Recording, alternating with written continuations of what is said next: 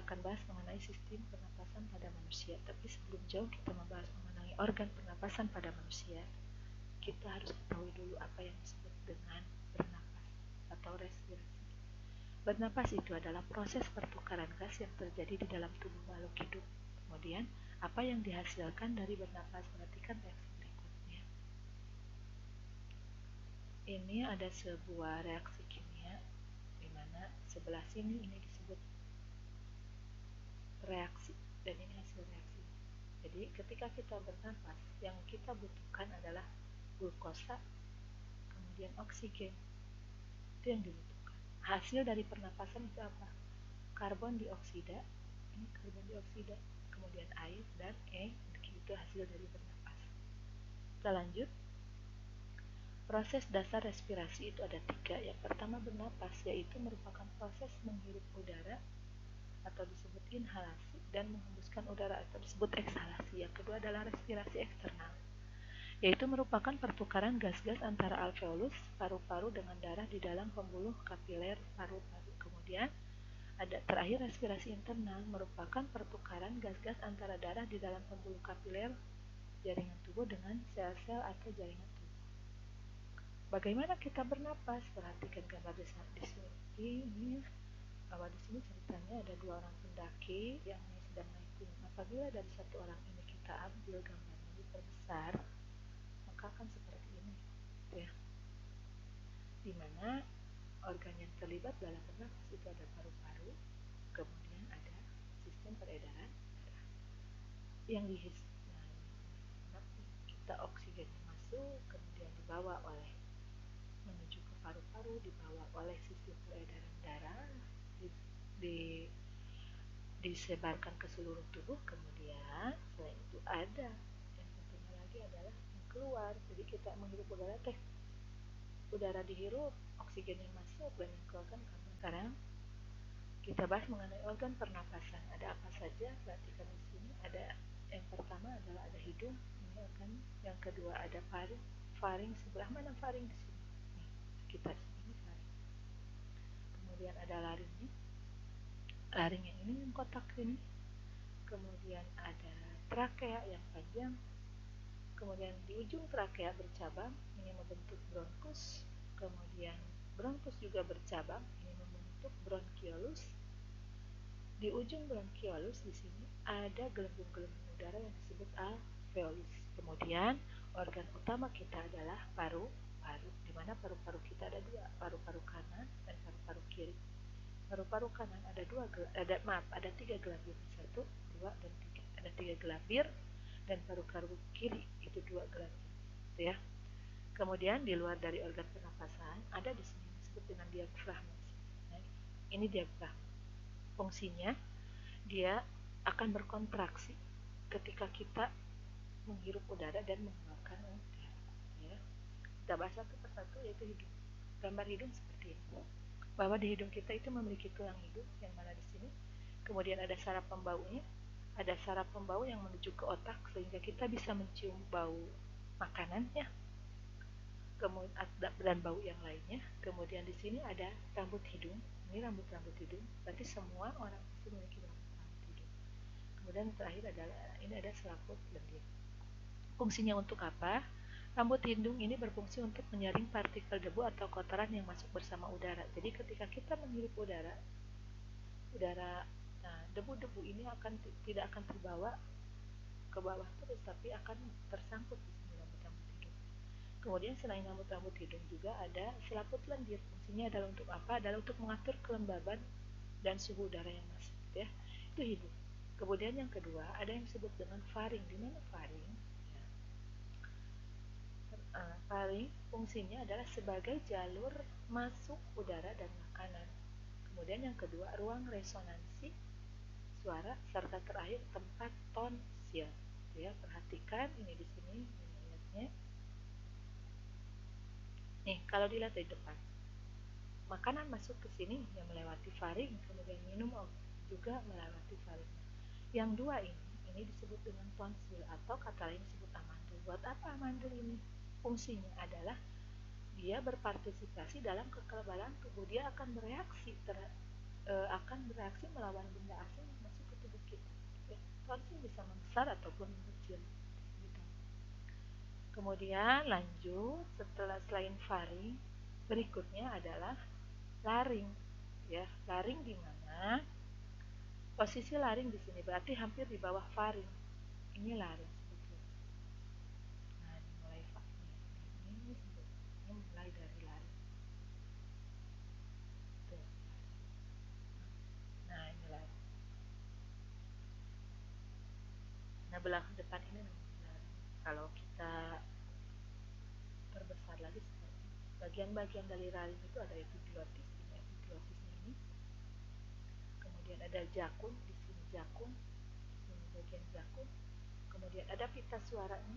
Kemudian terakhir kalau rakyat bukan ini ada epiglotis, ada jakun dan ada pita suara. Jadi kita bisa bersuara atau kita bisa bicara itu karena pita suara kita bergetar karena adanya udara yang masuk ke tenggorokan kita, ya. Kemudian masih sekitar laring, perhatikan fungsi laring itu adalah untuk apa? Dia menghubungkan antara faring dengan trakea. Di dalam laring ada yang disebut dengan katup epiglotis. Fungsinya adalah untuk menutup laring sewaktu menelan makanan atau minuman. Sementara udara yang melewati laring dapat mengedarkan pita suara sehingga akan menghasilkan pita suara. Itu ya. Perhatikan. Ini makanan, kalau ini laring. Laring ini akan, kalau makanan ini masuk ke sini, kan mau masuk ke sini ya, ke kerongkongan. Jadi di leher kita ada dua saluran. Satu ini kerongkongan dan satu ini tenggorokan. Ya. Ini untuk bernapas, ini tenggorokan. Kalau ini untuk saluran makanan, ini kerongkongan namanya. Untuk mengantisipasi agar makanan tidak masuk ke tenggorokan, maka katup ini akan menutup sini. Menutup ini, maksudnya menutup ini tenggorokan sehingga makanan akan ke kerongkongan dan masuk ke lambung. Trakea atau batang tenggorok, perhatikan ini trakea. Trakea yang panjang ini adalah trakea. Fungsinya untuk apa? Adalah saluran yang menghubungkan antara laring dengan bronkus. Ini bronkusnya. Jadi yang menghubungkan antara laring dengan bronkus itu yang disebut dengan trakea, di mana trakea ini terdiri dari tulang rawan yang berbentuknya melingkar seperti ini trakea, di mana di dalam trakea ini ada lendir dan rambut-rambut silia. Sama fungsinya adalah untuk mengeluarkan, untuk memerangkap debu yang masuk bersama udara. Jadi ketika debu masuk, masih terbawa, belum tersaring di hidung, masih terbawa ke tenggorokan, akhirnya kadang kalau sampai sini kita bisa bersin, gitu ya. Itu adalah untuk mengeluarkan zat asing yang masuk ke tenggorokan, ya. Kemudian selain dari trakea, di ujung trakea ini akan bercabang. Ada cabang dari trakea, ya, bercabang menuju ke paru-paru kanan dan paru-paru kiri. Cabang tersebut itu disebut dengan bronkus, ya. Ya, ini percabangan dari trakea. Ini akan membentuk bronkus. Ini bronkus, ya, ya bronkus ya. Nah, ini bronkus. Dia masuk ke paru-paru kanan, masuk ke paru-paru kiri. Kemudian bronkus ini juga sama, tersusun atas cincin-cincin tulang rawan, tapi bentuknya tidak teratur dan berselang-seling dengan otot polos. Nah, di ujung bronkus ini, bronkus juga bercabang lagi, terus bercabang-cabang, maka akan membentuk bronkiolus, gitu ya. Di bronkiolus, dan nanti di ujung bronkiolus ini ada gelembung-gelembung udara. Nah, gelembung-gelembung udara inilah yang berfungsi sebagai yang disebut sebagai alveolus. Kita bahas alveolusnya ya. Ini alveolus. Gambar alveolus seperti ini. Ini gelembung udaranya, ini bronchiolusnya, kemudian ini gelembung udaranya ini. Nah, ini yang dimaksud gelembung udara. Bentuknya hampir sama seperti buah anggur. Nah, dia alveolus. Di sini terjadi pertukaran gas antara karbon dioksida dan oksigen, di mana karbon dioksidanya akan kita keluarkan di bawah menuju ke jantung, ke paru-paru, akhirnya menyebabkan hidup kita. Dan oksigen yang diserap akan dialurkan ke seluruh ya.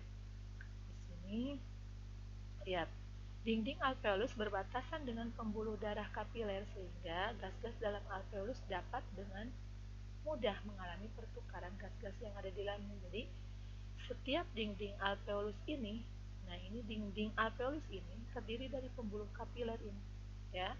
Maaf, diulang, ditekankan lagi oleh ibu bahwa darah kita sebetulnya tidak ada yang berwarna biru atau apa. Ini hanya animasi untuk membedakan darah yang banyak mengandung karbon dioksida dan oksigen. Yang oksigen biasanya diwakili dengan warna merah. Ya, berarti banyak oksigen, kesini adalah karbon dioksida, gitu ya.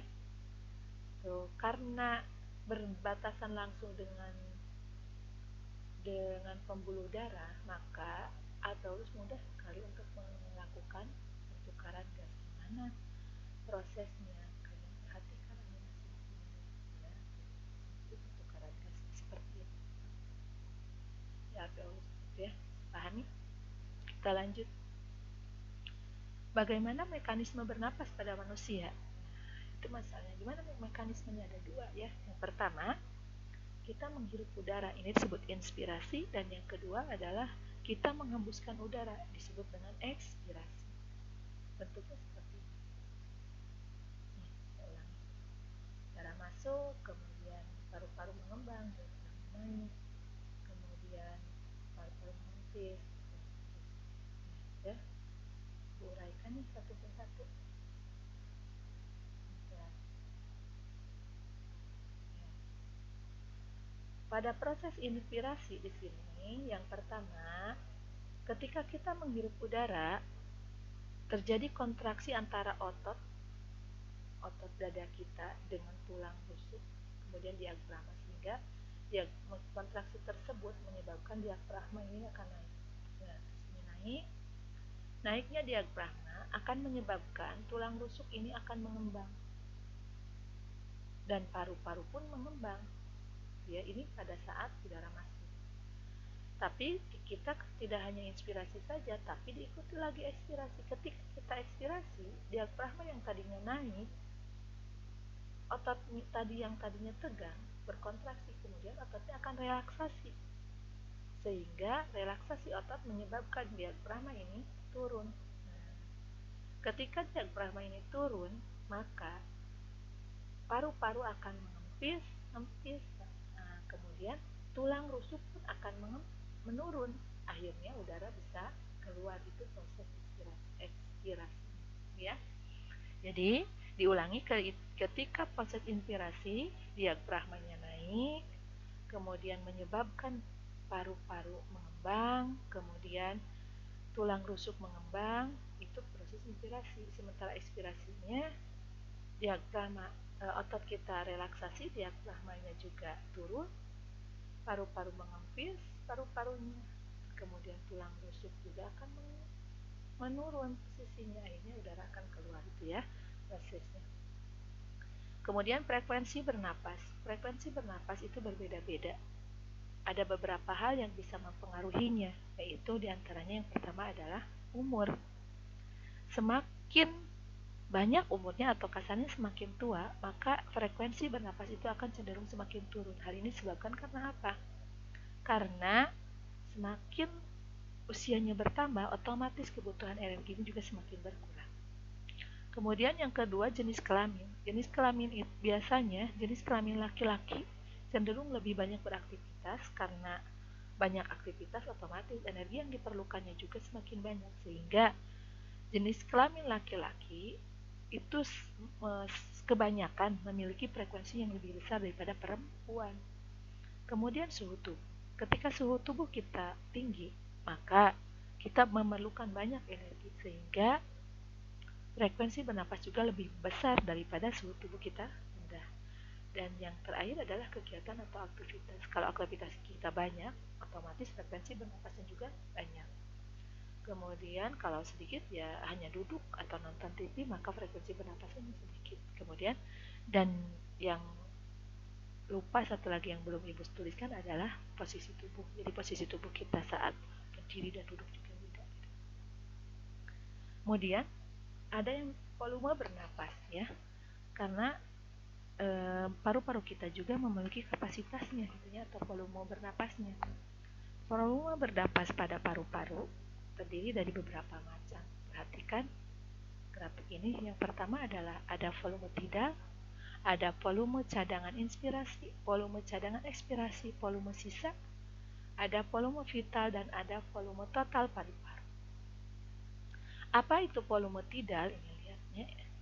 Volume tidal adalah volume udara yang keluar masuk paru-paru saat tubuh melakukan inspirasi dan ekspirasi biasa. Ya. Jadi saat tubuh melakukan ekspirasi dan inspirasi biasa ini disebut dengan volume tidal. Berapa kapasitasnya? Adalah 500 ml. Tuh. Kemudian selain volume tidal ada volume cadangan ekspirasi. Volume cadangan ekspirasi itu adalah volume udara yang masih dapat dikeluarkan secara maksimal dari paru-paru setelah melakukan ekspirasi biasa, gitu ya. Jadi setelah kita ekspirasi masih ada sebetulnya udara yang bisa dikeluarkan dari paru-paru sebesar apa? Sebanyak apa? Yaitu 1.500 ml. Kemudian ada volume cadangan inspirasi nih. Volume cadangan inspirasi yaitu volume udara yang masih dapat dimasukkan ke dalam paru-paru setelah melakukan inspirasi. Jadi setelah kita melakukan inspirasi, menghirup udara, masih ada sebetulnya udara yang bisa dimasukkan ke dalam paru-paru kita. Sebanyak berapa? Sebanyak 1.500 ml, gitu ya. Kemudian ada lagi yang disebut dengan volume residu, ya. Volume residu atau disebut juga volume sisa adalah udara yang masih tersisa di dalam paru-paru meskipun telah melakukan ekspirasi secara maksimal. Jadi walaupun kita telah mengeluarkan gas banyak maksimal, ya, pasti ada sisanya. Berapa sisanya? Berarti 1.000 ml itu volume residu. Kemudian istilah berikutnya ada yang disebut kapasitas vital paru-paru. Kapasitas vital paru-paru. Apa itu kapasitas vital paru-paru? Yaitu total dari volume tidal ditambah volume cadangan ekspirasi dan volume cadangan inspirasi, yaitu total dari volume tidal,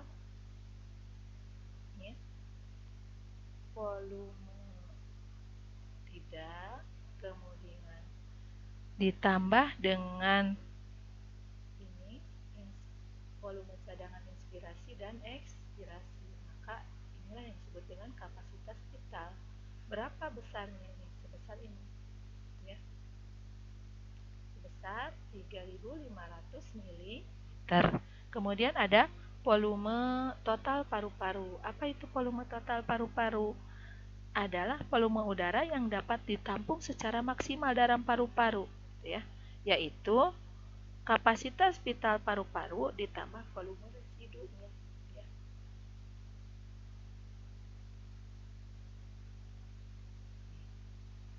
Kop ini yang disebut volume total paru-paru dan kapasitas vital ditambah volume residu. Seberapa besar ini? 4.500 ml. Macam-macam volume pada pernapasan, ya. Kemudian kita sangkutkan ke sini dengan yang booming sekarang ini adalah COVID. Kenapa sampai sekolah itu ditutup dan sebagainya? Karena COVID ternyata sangat berbahaya, ya. Dia menyerang organ pernapasan kita, terutama seseorang yang memiliki riwayat pneumonia. Apa itu pneumonia? Itu ya. Pneumonia ini Pneumonia itu, lihat ya, pneumonia salah satu adalah komplikasi paling berbahaya adalah pneumonia. Pneumonia itu jadi ketika kantung-kantung udara di dalam paru-paru mengalami peradangan. Artinya ketika alveolus ini mengalami peradangan. Karena penyebabnya adalah apa? Bakteri, ya. Peradangan sehingga pneumonia ini di dalamnya terdapat cairan. Kalau di dalam alveolus di sini terdapat cairan, maka otomatis ya, ke pertukaran gas kita ini akan terhambat, ya. Sehingga seorang yang mengalami pneumonia akan menimbulkan gejala batuk, kemudian ada sesak napas, nyeri dada, dan peningkatan produksi dahak. Kemudian seseorang yang memiliki riwayat pneumonia ditambah terserang virus COVID-19, maka itu sangat berbahaya, gitu ya. Adapun cara terbaik untuk mencegah penularan COVID atau corona yaitu yang pertama dengan mencuci tangan pakai sabun, menggunakan hand sanitizer, kemudian menghindari kontak dengan orang yang sedang sakit, terutama di sini sakit ya, dengan ciri-ciri paling penting itu adalah ini, suhunya 38 dan lebih dari 38 derajat Celcius, kemudian menerapkan etika batuk dan bersin dengan menyentuh, itu contoh. Mungkin pemaparan Ibu mengenai sistem pernapasan dicukupkan sekian, mudah-mudahan ada manfaatnya. Billahi taufik wal hidayah. Assalamualaikum warahmatullahi wabarakatuh.